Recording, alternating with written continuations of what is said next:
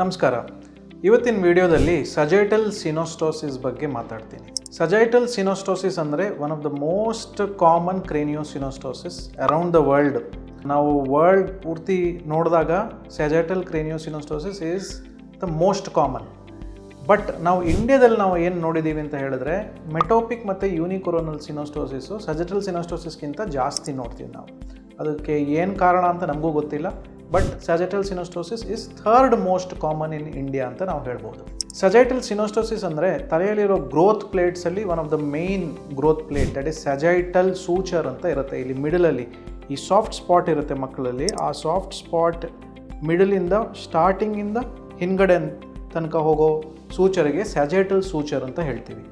ಆ ಸಜೈಟಲ್ ಸೂಚರು ಫ್ಯೂಸ್ ಆಗಿರುತ್ತೆ ಸಜೈಟಲ್ ಸಿನೋಸ್ಟೋಸಿಸಲ್ಲಿ. ಇದು ಫ್ಯೂಸ್ ಆಗಿರೋ ಕಾರಣ ಏನೇನು ತೊಂದರೆಗಳಾಗುತ್ತೆ?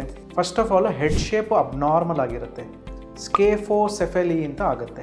ಸ್ಕೇಫೋಸೆಫೆಲಿ ಅಂದರೆ ಉದ್ದಕ್ಕೆ ಇರೋ ಹೆಡ್, ಉದ್ದಕ್ಕೆ ಮತ್ತು ಸೈಡ್ ಬೈ ಸೈಡ್ ಚಪ್ಪಟೆ ಆಗಿರುತ್ತೆ.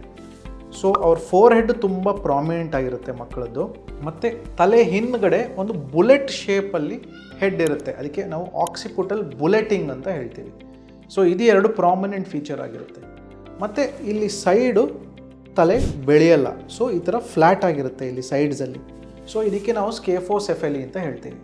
ಈ ಅಬ್ನಾರ್ಮಲ್ ಹೆಡ್ ಶೇಪ್ ಅಲ್ಲದೆ 10 to 20% ಮಕ್ಕಳಲ್ಲಿ ಬ್ರೈನಲ್ಲಿ ಪ್ರೆಷರ್ ಕೂಡ ಜಾಸ್ತಿ ಆಗಿರುತ್ತೆ.